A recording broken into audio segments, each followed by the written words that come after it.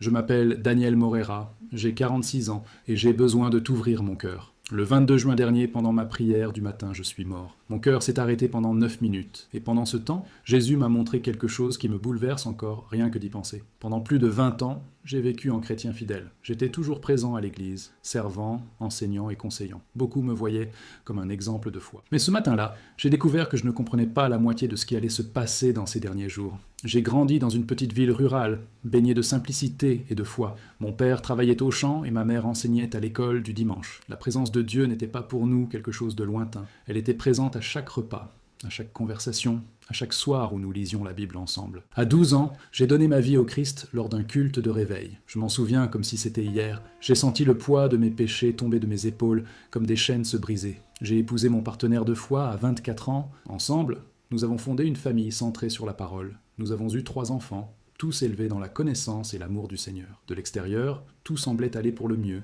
une vie exemplaire. Mais à l'intérieur, quelque chose ne brûlait plus comme avant. Mes prières étaient donc devenues mécaniques, la lecture de la Bible une corvée, et sans m'en rendre compte, le feu de ma passion pour le Christ s'était éteint en braise à peine éteinte. J'ai demandé à Dieu de rallumer cette flamme, et il a répondu, mais pas de la manière à laquelle je m'attendais. Ce matin-là commença comme tant d'autres. Je me suis réveillé tôt, j'ai préparé mon café et je suis allé dans mon coin de prière. Je n'imaginais pas que ce jour-là, ma vie allait changer à jamais. C'était ma routine depuis plus de 20 ans. 1 heure seule avec Dieu, toujours avant le réveil et le début des engagements de la journée. Ce matin-là, je me suis agenouillé près de mon bureau. J'ai ouvert ma Bible au psaume 91 que j'avais médité toute la semaine et j'ai commencé à prier. J'étais à mi-chemin de ma liste de souhaits lorsqu'un événement étrange s'est produit. L'air sembla soudain changer, devenant plus lourd, plus épais, comme l'instant précédant un éclair. Je sentis une présence à la fois familière et envahissante. Les poils de mes bras se hérissèrent, et sans l'ombre d'un doute, je sus que je n'étais plus seul dans cet endroit. Avant même de pouvoir comprendre ce qui se passait, une douleur aiguë me traversa la poitrine et me coupa le souffle. C'était une crise cardiaque massive. Je n'avais jamais eu aucun signe auparavant, aucun symptôme qui m'y aurait préparé. Une seconde, je priais, et la seconde suivante, je m'effondrais à côté de la table, la vue s'assombrissant tandis que mon cœur s'arrêtait de battre. La dernière chose dont je me souviens, c'est d'avoir crié de désespoir. « Jésus, si mon heure est venue, prends soin de ma famille. » Et puis tout est devenu noir, mais ma conscience ne s'est pas estompée. Au contraire, je me suis réveillé dans un état de clarté que je n'avais jamais connu auparavant. Je n'étais plus dans mon bureau, ni dans mon corps, et pourtant, je ne m'étais jamais senti aussi éveillé. La présence que je percevais jusque-là était devenue visible, réelle, impossible à nier. Jésus se tenait devant moi, et il n'était pas l'image fade des images de l'école du dimanche. Il était glorieux, revêtu de sainteté, rayonnant d'une autorité qui m'a fait m'agenouiller sans réfléchir. Son regard exprimait un amour profond qui me troublait, mais aussi une tristesse qui me brisait l'âme. « Élie » dit-il, et lorsqu'il prononça mon nom, j'eus l'impression que toute l'éternité résidait dans ce son. « Seigneur » répondis-je, comprenant à cet instant le véritable poids de ce mot. Et avant que je puisse ajouter quoi que ce soit, il prononça une phrase qui restera gravée en moi à jamais. Septembre marquera le début de la fin. Ces mots me frappèrent comme un coup de poing. J'essayais de comprendre, mais il répéta avec encore plus de fermeté le commencement de la fin. Soudain, tout autour de nous se transforma, et je me retrouvais dans une vaste plaine sous un ciel qui s'assombrissait jusqu'à l'horizon. Ce n'était pas seulement une absence de lumière, c'était une obscurité dense et vivante, chargée de mal. Devant moi, commencèrent à apparaître des silhouettes obscures représentant des nations, non pas au sens géographique du terme, mais comme des puissances spirituelles, des idéologies et des systèmes opposés au royaume de Dieu. Je percevais leur haine pour tout ce qui était sacré et leur désir ardent de détruire la foi et de dominer le monde. Ces entités s'affrontèrent, se disputèrent et s'organisèrent pour une guerre d'une ampleur inimaginable. Des armées se formaient, non seulement humaines, mais spirituelles, s'alignant pour le conflit final entre le bien et le mal. L'air était étouffant de tension. J'ai vu quelque chose qui m'a glacé le cœur. Le ciel s'est illuminé d'éclairs, et le feu s'est mis à tomber. Ce n'était pas un feu ordinaire, mais des armes de destruction lancées par des mains humaines. Des missiles ont zébré le ciel comme des étoiles filantes, mais au lieu de la beauté, ils ont apporté la mort. Des villes entières ont été consumées par des explosions aveuglantes. Des régions entières ont disparu dans des flammes que rien ne pouvait éteindre. Les armes que je voyais étaient plus terrifiantes que tout ce que j'avais pu imaginer. Ce n'étaient pas seulement des missiles nucléaires, mais des technologies que je ne pouvais même pas imaginer. Des dispositifs qui semblaient manipuler la réalité elle-même, comme si l'humanité avait ouvert des portes qu'elle n'aurait jamais dû toucher. Et maintenant, elle utilisait ce pouvoir pour s'autodétruire. Au milieu de toute cette dévastation, quelque chose a pourtant attiré mon attention et m'a apporté de l'espoir. Dispersés au milieu du chaos, des gens, épargnés par l'obscurité environnante, étaient à genoux, en prière, et de leur corps rayonnait une lumière que l'obscurité ne pouvait éteindre. Il ne se cachait pas dans des havres de paix, ni ne cherchait à échapper à la destruction. Il se tenait au cœur du chaos, protégé par quelque chose d'invisible, mais plus réel que toute armure physique. Leur visage était serein, même plongé dans la terreur, et plus l'obscurité était grande, plus la lumière qui les émanait était vive. Jésus désigna ces hommes et ces femmes et dit « Ce sont eux qui persévéreront. Ils connaissent ma voix et sont prêts. Ils ont préparé leur cœur, pas seulement leurs provisions de première nécessité. Ils ont amassé des trésors au ciel, pas seulement de la nourriture dans leurs réserves. C'est alors que j'ai compris ce qui les distinguait. Ils n'étaient pas seulement croyants de nom, ils étaient croyants dans la vie. Leur foi ne se limitait pas au culte dominical, mais débordait sur tous les aspects de leur vie. Ils entretenaient une véritable relation avec Jésus, au-delà des rituels religieux. Jésus tourna alors son regard vers la foule paniquée. C'étaient des gens, leurs visages emplis de peur et de confusion. Ce n'étaient pas de véritables criminels, ni des ennemis avérés, mais des gens ordinaires, des gens qui me rappelaient les visages que je voyais chaque dimanche à l'église. Ils n'étaient pas préparés à ce qui allait se passer. Ils étaient étouffés par la surprise, ne sachant comment réagir, et Jésus m'a parlé avec une douleur qui m'a transpercé l'âme. Beaucoup de ceux qui prétendent être à moi ne sont pas prêts. Ils s'accrochent au confort, pas à moi. Ils se fient à leur richesse, à leur sécurité, à leur projet d'avenir. Ils ont fait de mes bénédictions des idoles et ont oublié le donateur. J'ai vu ces hommes et ces femmes courir désespérément, cherchant refuge dans ce qui leur procurait autrefois un sentiment de sécurité, l'argent, le statut, l'influence, les gouvernements. Mais tout cela s'effondrait sous leurs yeux. Puis, Jésus dit fermement, « Septembre marquera une ligne de démarcation. Ceux qui me suivent vraiment seront révélés, et ceux qui ne faisaient que jouer à l'Église seront démasqués. Le temps du christianisme confortable est révolu. » D'une voix étranglée, j'ai finalement réussi à demander ce qui brûlait en moi. « Seigneur, que signifie ce début de la fin ?» La réponse m'a fait frémir. « Ce ne sera pas la fin d'un coup, Élie. Mais en septembre, les secousses commenceront. Tu verras des gouvernements tomber, leurs fondations ne tenant plus. Les économies s'effondreront, les gens découvrant que l'argent ne peut les sauver. Les tempêtes s'intensifieront, la création gémissant sous le poids du péché, et les cœurs se refroidiront, la peur remplaçant l'amour. » Tandis que Jésus parlait, je voyais chaque parole se réaliser sous mes yeux.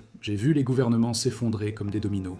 Pas nécessairement à cause des guerres, mais à cause d'un effondrement interne. Des structures apparemment solides se sont révélées fragiles, bâties sur du sable sur le point de s'effondrer. J'ai vu les marchés s'effondrer, non seulement à cause des manipulations financières, mais parce que les gens ont découvert que l'argent imprimé ou les chiffres sur un écran ne valent rien lorsque des vides sont en jeu. Ceux qui ont passé leur vie à accumuler des richesses ont réalisé, désespérés, qu'on ne peut pas manger des billets de banque ni se réfugier sous des actions. Les tempêtes qu'il mentionnait n'étaient pas de simples phénomènes naturels. Elles étaient comme des jugements délibérés, presque intelligents, des ouragans se formant pendant la nuit et frappant avec une force sans précédent, des tremblements de terre secouant des lieux qui n'avaient jamais été touchés, des incendies se propageant à une vitesse inexplicable. Mais ce qui m'a le plus brisé, c'était de voir les cœurs se refroidir, des familles se déchirer par peur et désespoir. Des voisins qui vivaient autrefois en paix sont soudain devenus ennemis à cause du manque de ressources. L'amour dont Jésus avait prédit qu'il s'éteindrait dans les derniers jours se dissolvait sous mes yeux. Il a expliqué « Ce ne sont que les premiers signes, ce n'est pas encore le jugement dernier,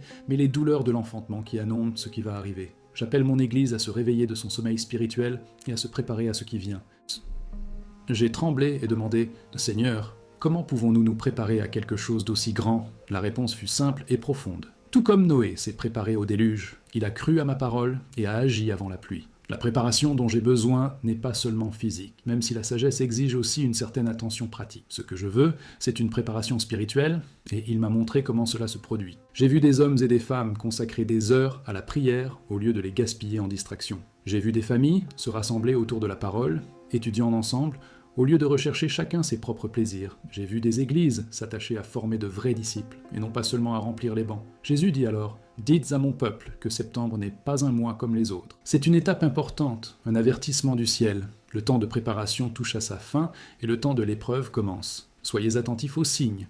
Lorsque les dirigeants prennent des décisions insensées, lorsque les économies s'effondrent, malgré des prévisions optimistes, lorsque les catastrophes naturelles se multiplient en intensité et en fréquence, sachez que le tremblement a commencé. Mais n'ayez pas peur. Ceux qui marchent avec moi n'ont pas à craindre, car je les garderai même au cœur de la tempête. Je suis leur refuge, je suis leur force, je suis un secours toujours présent dans la détresse. Tandis qu'il parlait, j'ai eu l'impression d'être tiré en arrière, tiré de ce lieu de révélation jusqu'à mon corps, allongé sur le sol du bureau. Et avant que tout cela ne s'efface, Jésus m'a donné un dernier commandement. Avant de me ramener, Jésus m'a donné un dernier commandement. Dis à mon peuple d'examiner son cœur maintenant, pendant qu'il est encore temps. Dis-leur d'arrêter de faire semblant et de commencer à être une vraie Église. Dis-leur que je reviens bientôt. Et quand je viendrai, Je séparerai le bon grain de l'ivraie, les brebis des boucs, ceux qui sont préparés de ceux qui ne le sont pas. C'est alors que je me suis réveillé en sursaut, essoufflé, par terre dans mon bureau. Autour de moi, les ambulanciers s'activaient avec frénésie. Juste à côté de moi, ma femme, Mariana, me serrait la main si fort qu'elle semblait ne jamais vouloir la lâcher. Ses larmes ruisselaient sur son visage, tandis qu'elle répétait « Tu as été absent. 9 minutes. Ton cœur s'est arrêté complètement. » Les sauveteurs disaient qu'ils étaient sur le point d'abandonner quand soudain, je suis revenu. Et mes premiers mots ont été pour le message que j'avais reçu. Jésus m'a montré ce qui va arriver en septembre. Nous devons nous préparer. À l'hôpital, les médecins étaient stupéfaits. Le cardiologue, le docteur Henrik, a examiné tous les examens et a déclaré en secouant la tête « Médicalement parlant, vous ne devriez pas être ici. Votre cœur s'est arrêté pendant 9 minutes. Vous devriez avoir de graves lésions cérébrales.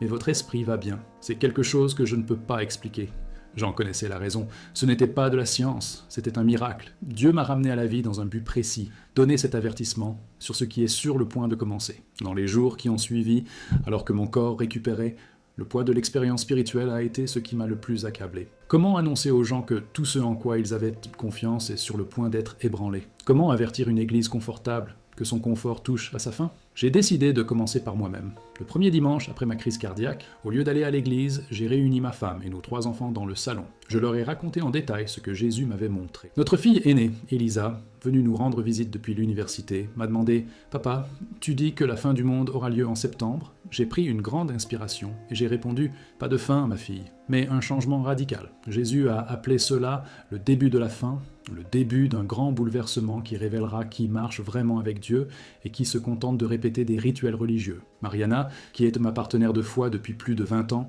m'a regardé sérieusement et m'a dit doucement « Si cela vient vraiment du Seigneur, nous devons préparer nos cœurs et nos maisons. » Cette même semaine, notre routine a changé.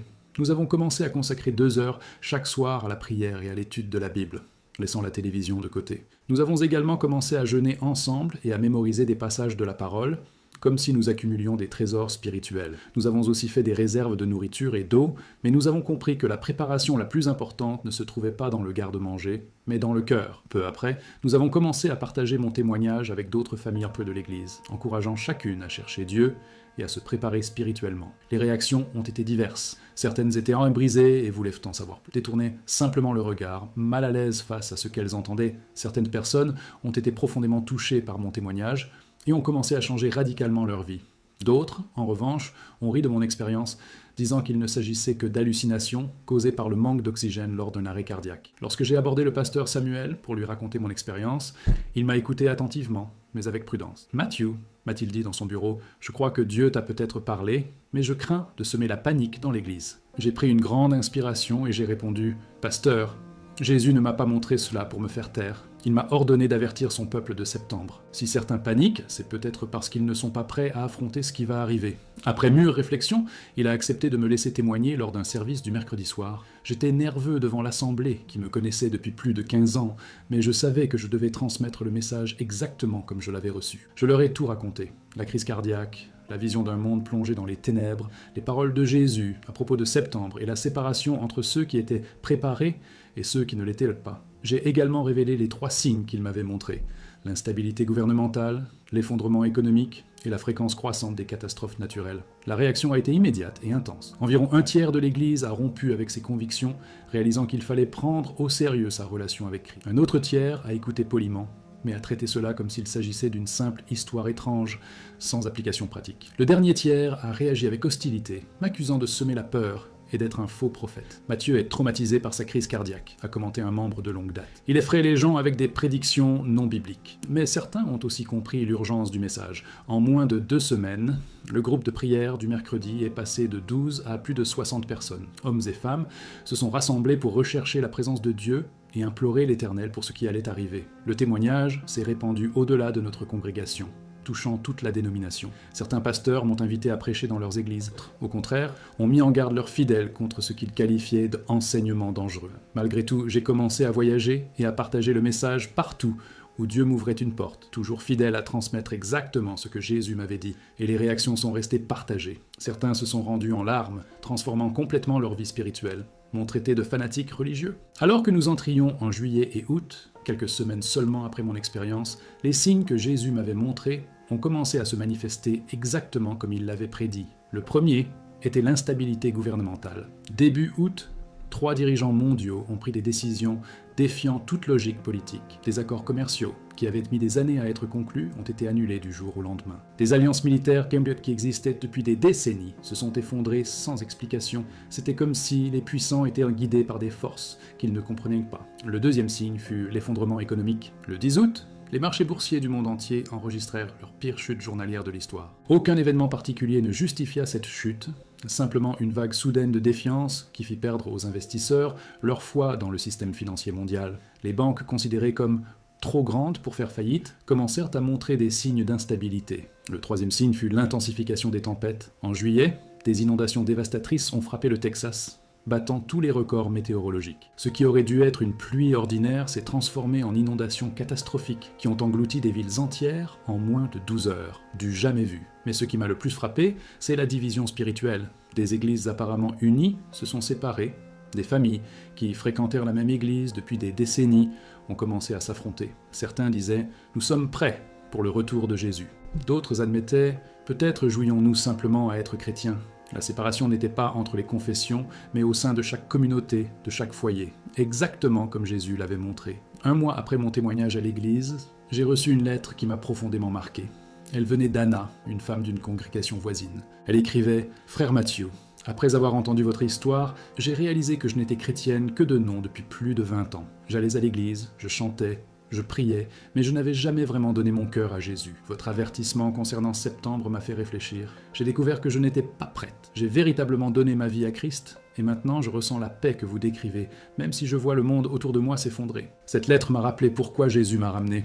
Ce n'était pas pour semer la peur, mais pour réveiller son peuple, avant qu'il ne soit trop tard. Maintenant, alors que septembre approche et que je vois les événements s'aligner exactement comme il l'a montré, je ressens 2 choses à la fois. Tristesse et gratitude. Tristesse pour ceux qui ont ignoré l'avertissement et sont déjà engloutis par le chaos. Gratitude pour ceux qui ont écouté et décidé de chercher Dieu de tout leur cœur. Aujourd'hui, je peux le dire avec conviction, les secousses ont déjà commencé. Les gouvernements tremblent, les économies s'effondrent, les catastrophes naturelles s'intensifient et les cœurs se refroidissent. Mais ceux qui ont écouté l'avertissement et préparé leur cœur ressentent une paix surnaturelle au milieu de la tempête, car Jésus veille sur tous ceux qui marchent véritablement avec lui. Le christianisme de confort, celui de la commodité, est révolu. Désormais, seule la vraie foi résistera à l'adversité. Je me souviens souvent de la vision d'hommes et de femmes à genoux en prière, rayonnant au milieu des ténèbres. Ils n'étaient pas à l'abri du chaos, mais y demeuraient protégés par la présence de Dieu. Voilà la véritable préparation spirituelle. Je m'appelle Matheus Andrade, je suis mort pendant 9 minutes le 22 juin 2025 et j'ai reçu un avertissement de Jésus. Septembre marquerait le début de la fin.